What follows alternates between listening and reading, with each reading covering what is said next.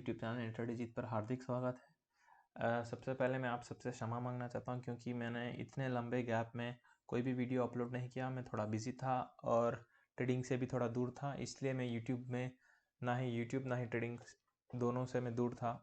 तो मैं आज अब फिर से मैं नेक्स्ट वीक से ट्रेडिंग स्टार्ट करूँगा। सो उससे पहले मैंने कुछ ये वीक ऑब्जर्व किया है, निफ्टी में मूवमेंट्स क्या चल रहे हैं, क्या निफ्टी अप ट्रेंड में है या डाउन ट्रेंड में। सो क्लियरली सबको पता है निफ्टी तो अप ट्रेंड में है।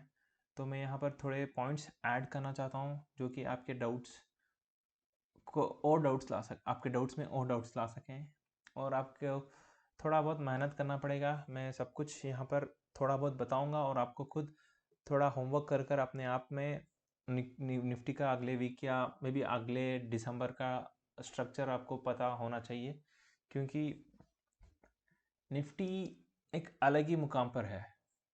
लाइफ टाइम हाई टच कर रहा है ऑलमोस्ट एवरी डे।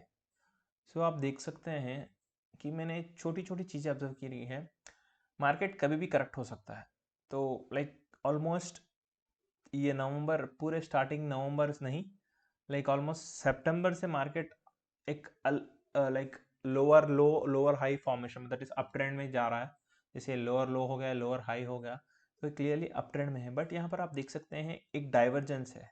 प्रीवियसली भी छोटा डाइवर्जेंस आया था, वहां पर मार्केट ने छोटा करेक्शन किया। सो यहाँ पर मार्केट छोटा करेक्शन करेगा या बड़ा करेक्शन करेगा या बुल रैली कंटिन्यू करेगा, ये मार्केट खुद आगे फ्यूचर में बता सकता। बट अपनी एनालिसिस के अकॉर्डिंग यहाँ पर आप देख सकते हैं कि छोटा डाइवर्जेंस है। सो मार्केट में भी 12,000 को टच करने वापस आए, फिर वापस उड़े ना उड़े सेकेंडरी थिंग, बट एटलीस्ट 12,000 को टच कर सकता है, ये मेरा व्यू है। बट क्लियरली ये एक छोटे से जोन में है, आप 1 आवर टाइम फ्रेम पे भी देख कर सकते हैं। एक जोन में है, ये ब्रेकआउट के बाद हमें पता चलेगा कि ये मार्केट किधर ट्रेंड कर रहा है।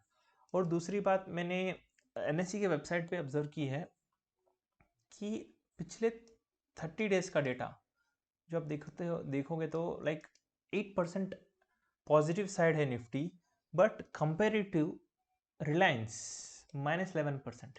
ये लास्ट 30 डेज का डेटा है, जो आप खुद निफ्टी के एनएससी के वेबसाइट पे आप चेक कर सकते हो। हर निफ्टी 50 के हर एक स्टॉक का आप चेक कर सकते हो। बट सबसे हैरानी वाली बात यह है कि निफ्टी 50 में जो रिलायंस का परफॉर्मेंस है -11% है, और निफ्टी का जो है 8%। अगर इनकेस ये सेम रिलायंस भी -11 की जगह +11 होता लास्ट 30 डेज में, शायद निफ्टी 12,800 की जगह 13,800 की जगह पर होता। क्योंकि सबको पता है Reliance plays an important role, excuse me, Reliance plays an important role in Nifty's movement. So आप सब देख सकते हैं कि यहाँ पर रिलायंस का आउट परफॉर्मिंग साइन भी एक नेगेटिव साइन है निफ्टी के लिए। It may correct. सो आप Reliance, I mean not Reliance, Nifty को देख सकते हैं। निफ्टी के चार्ट को भी हम थोड़ा हायर टाइम फ्रेम में जब देख रहे हैं तो हमें क्लियरली दिख रहा है कि थोड़ा बहुत डाइवर्जेंस है और थोड़ा बहुत करेक्शन हो सकता है। I am not sure, but ये हो सकता है। बट आप एक चीज़ ऑब्जर्व करिए, कैंडलस्टिक पैटर्न्स पे ब्लाइंडली फॉलो मत करिए, क्योंकि आप धोखा खा सकते हैं। जैसे यहाँ पर हो गया है, प्रीवियसली शूटिंग स्टार के दूसरे दिन ही मार्केट ने आपके स्टॉप लॉसेस ले लिए। सो आप क्लियरली कंफर्मेशन का वेट करिए। फ्यूचर्स डाटा आपको तो एनालाइज में बाद में हम अगले वीडियोस में कवर करेंगे, फ्यूचर्स के डेटा पे कैसे हम एनालाइज किया जाता है। सो उससे पहले हम क्लियरली चार्ट्स बेस्ड और न्यूज़ बेस्ड पे जो आप देख सकते हैं कि, और ये डेटा के अकॉर्डिंग हम देख सकते हैं कि market is moving up only on speculative moves. So market में करेक्ट एनी टाइम। सो यहाँ पर आप जैसे वॉल्यूम भी देख सकते हैं, वॉल्यूम भी is not in A clear direction. ये हमें कुछ प्रॉपर साइन नहीं लग रहा। तो मैं एक छोटा आपको कोरिलेशन बताना चाहता हूँ निफ्टी और यूएसडी आईएनआर, अपनी करेंसी विद निफ्टी के साथ, आई मीन यूएसडी अपनी currency against USD with Nifty का कोरिलेशन मैं आपको बताना चाहता हूँ। अब ये हमेशा याद रखिए, निफ्टी का यूएसडी आईएनआर से कोरिलेशन ऑपोजिट होता है, क्योंकि आप एक बात याद रख लीजिए, जब भी फॉरेन इन्वेस्टमेंट FII जब भी इन्वेस्टमेंट करता है आई मीन करता है तो बहुत सारा पैसा यूएस डॉलर में इंडिया में एंटर होता है। सो उसके वजह से क्या होती है, इंडियन करेंसी स्ट्रांग हो जाता है, तो लोग फॉरेन से आके इन्वेस्ट करते हैं इंडिया में, तो आईएनआर की थोड़ी बहुत स्ट्रेंथ बढ़ती है, तो उसके कारण मार्केट ऊपर जाता है, आईएनआर स्ट्रांग होता है, यूएसडी आईएनआर को नीचे लेके जाता है, तो निफ्टी ऊपर जाएगा, यूएसडी आईएनआर। सो सिमिलरली जब मार्केट से एफआईआई पैसे पुल आउट करता है तो तब क्या होगा, they want money in dollars, they brought money in dollars and they also want the return in dollars. So what they do is, अपने पास जो भी फॉरेन रिजर्व्स होते हैं इंडियन आई मीन गवर्नमेंट के पास, आरबीआई के पास, वो उसमें से निकाल के देते हैं, तो तब क्या होगा, डॉलर स्ट्रांग होगा क्योंकि उसकी डिमांड बढ़ेगी। so, उसके कारण यूएसडी आईएनआर जो है ऊपर जाएगा, और अपनी निफ्ट जब एफआईआई स्टॉक मार्केट से पैसा निकालेगा तो ऑब्वियसली स्टॉक मार्केट नीचे जाएगा। सो ये कोरिलेशन हमेशा याद रख लीजिए। तो यहाँ पर आप देख सकते हैं प्रीवियसली जब निफ्टी ऊपर गया मतलब it's not all the time performing, but बड़े बड़े मूव्स में जो भी होता है, जैसे आप लाइक मार्च में लॉकडाउन के टाइम आप देख सकते हैं जो बड़ा मूवमेंट हुआ था निफ्टी में। Like I will go on daily time frame, यहाँ पर भी हम डेली टाइम फ्रेम में शिफ्ट करते हैं। सो आप देख सकते हो निफ्टी जो है बहुत बड़ा करेक्शन हुआ था, और ये फरवरी का डेटा है एंड ये मार्च। सो अब मार्च में ये दोनों में आप चार्ट्स ऑब्जर्व कर सकते हैं। सो ये है मार्च सेकंड, एक second we will set it exactly. So ये है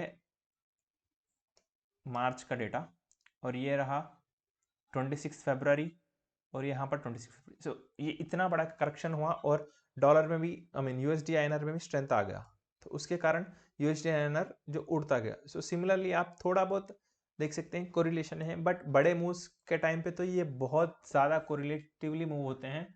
सो यहाँ पर आप देख सकते हैं यहाँ पर एक एम पैटर्न बना है जो कि फॉलिंग के लिए है, बट हमें इस टाइम पर हम कुछ भी भरोसा नहीं दे सकते until अनलेस जब मार्केट ये जोन जो है, छोटा सा जोन जो भी ये हमने ये देखा था इससे पहले, ये टाइम फ्रेम में 4 आवर टाइम फ्रेम में ये ब्रेक ना करे। सो सबके मन में एक ही क्वेश्चन है कि ऐसे क्यों हो रहा है। ऐसे इसलिए हो रहा है क्योंकि सबके स्टॉप लॉसेस ले लिए जाए, स्पेशली रिटेलर्स के जो छोटे छोटे पैसों में आते हैं, बट ज़्यादा इकट्ठा क्वांटिटी में वही लोग होते हैं। I mean they don't have much money, but उनका स्टॉप लॉसेस लेना आई मीन बिग मनी का काम होता है, मार्केट मेकर्स का काम होता है कि उनके स्टॉप लॉस ले लिए जाए। जैसे मैंने इससे पहले एक एग्जांपल दिया था 24 आवर टाइम फ्रेम में, that is daily time frame में, कि डोजी फॉर्म होने के बाद, I mean shooting star form होने के बाद नेक्स्ट डे ही उसने स्टॉप लॉस ले लिया। So this is not the correct time. So whoever are new to this, please try to learn, don't try to enter into the market, because the market is behaving very very different.